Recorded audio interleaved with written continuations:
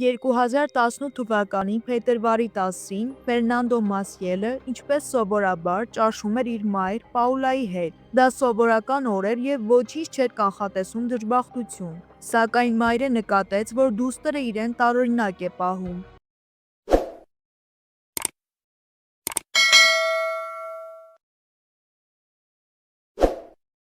Ինչպես Պաուլան հետո հիշեց, նա անգամ չէր խաղում իր եղբայրների և քույրերի հետ։ Ժամը 17:28-ին Ֆերնանդոն դուրս եկավ տնից, վերցնելով միայն բանալիներն ու բջջային հեռախոսը։ Նա անցավ խաչմերուկը և գնաց այն ճանապարհով, որով նախկինում շատ էր անցել, բայց այս անգամ տունն այլևս չվերադարձավ։ Պաուլան անհանգստությամբ սպասում էր նրան։ Բոլոր զանգերը անցնում էին ձայնային փոստի։ Կարծես հեռախոսը անջատված էր։ Սա ավելի էր անհանգստացնում մորը, քանի որ աղջիկը 7 ամսական հղի էր։ Հաջորդ օրը փետրվարի 11-ին Պաուլան և Լուիս Պետերսոնը, Ֆերնանդոյի գործընկերը և ապագա երեխայի հայրը, դիմեցին ոստիկանություն։ Ոստիկանությունը տարածեց որոնողական տեղեկություններ, սկսեց տեղեկություններ տարածել սոցիալական ցանցերում և հարցաքննել տեղացիներին։ Միակ հուշումը տեսախցիկից էր։ 17:29-ին Ֆերնանդոն անցավ Պունտիագո փողոցը, բայց մյուս տեսախցիկները նրան այլևս չնկարեցին։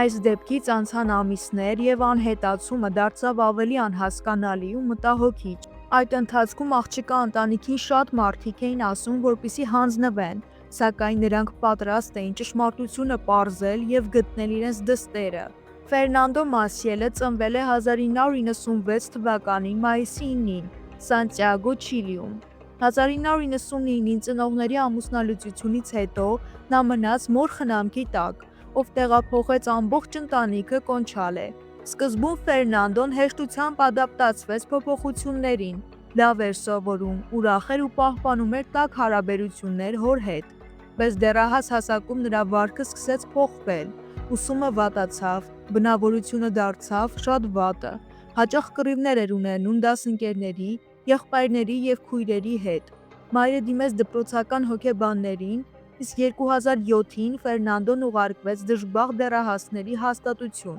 որը լավ արդյունք չտվեց։ Նա հաճախ ուշանում էր և երբեմն տանը չէր հայտնվում։ Ոստիկանությունը նրան բազմիցս գտնում էր թմրամոլների շրջապատում, և Ֆերնանդոն նույնպես սկսեց օգտագործել դրանք։ 2012 թվականի հուլիսի 2-ին իր հայրը մահացավ ինսուլտից, և այդ իրավիճակը Ֆերնանդոյին դրդեց իրեն էլ ավելի վատ պահել։ Նա դժվարությամբ ավարտեց դպրոցը, իսկ հետո սկսեց աշխատել ակումբում։ Դրանից քիչ հետո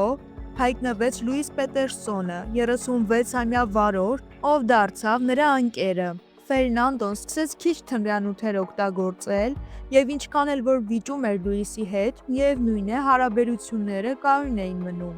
Չնայած փոքր վեճերին, նա դուրս եկավ ակումբից և աշխատանքի անցավ արդեն ռեստորանում։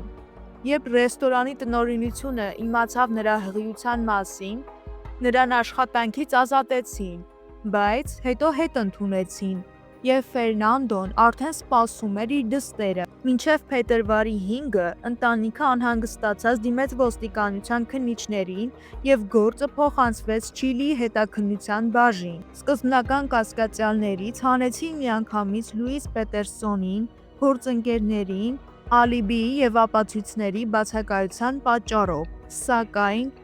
հին ընկերը և հարևանը, որի անունն էր Ֆիլիպո Էնդրես, հայտնվեց կասկածյալի ցուցակում։ Տեսախցիկները հայտնեցին, որ Ֆերնանդոն շարժվում է պահեստի ուղղությամբ, բայց տեսագրություն ներս մտնելու մասին չկար։ Նա պնդեց, որ հանդիպում էր նախատեսել, բայց չի գնացել։ Սակայն տեսախցիկները 2 օր անց ֆիքսեցին նրան 25 կգ ցեմենտ տոպրակը պահեստ տեղափոխելուց։ Փետրվարի 13-ին նա ստուգեց փողոցային տեսախցիկների դիրքերը, իսկ 14-ին անսպասելիորեն թողեց աշխատանքը։ 2019-ի հունիսին Նենսի անունով կինը ոստիկանությանը հաղորդեց, որ Ֆիլիպոն խոստովանել է սպանությունը։ Ֆիլիպոն պնդեց, որ հանդիպել է Ֆերնանդայի հետ, օգտագործել թմրանյութեր, զրուցել, ապա բռնություն կիրառել, այնուհետև թաղել նրան պահեստի հետևի հատվածում։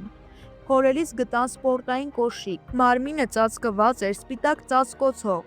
իսկ ձեռքերը կապված էին։ Ներքնազգեստը պատռված էր, ակնհայտ էր սեռական բռնության հետքերը։ Մարմինը մումիֆիկացված էր լայմով եւ ցեմենտով, որպիսի հոտ չգա։ Տեսախցիկները ցույց տվեցին, որ Ֆիլիպոն հեծանիվով ժամանեց պահեստ,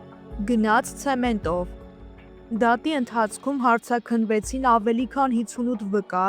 եւ ներգրավվեցին 41 փորձագետ։ Ֆիլիպոյի համար բավարար ապացույց էր մարմինը։ Մահվան պատճառը, պահեստի միակ հասանելիությունը նրան էր վերագրվում։ Փետրվարի 10-ին Ֆերնանդոն գնաց պահեստ։ Ֆիլիպոն խաբեց նրան, բռնեց, կապեց ու թողեց առանց շնչառության եւ նրան խեղդեց, սակայն աղջիկը դեռ ողջ էր մնացել։ Իսկ Ֆիլիպոն նրան ողջ թաղել էր հողի տակ։ Աղջկան ներսում գտնվող երեխան, նույն ինքը Ջոզեֆան, նույնպես մահացավ։ 2023-ի ապրիլի 25-ին դատարանը դատապարտեց Ֆիլիպոյին կյանքի կալանքով, առանց պայմանական ազատման։ Հաշվի առնվեց դաժանությունը, քանի որ այդ ամենը նախապես ծրագրել էր։ Իսկ դուք ինչ կարծիքի եք այս պատմության վերաբերյալ։ Գրեք մեկնաբանություններում։ Մինչ հանդիպում։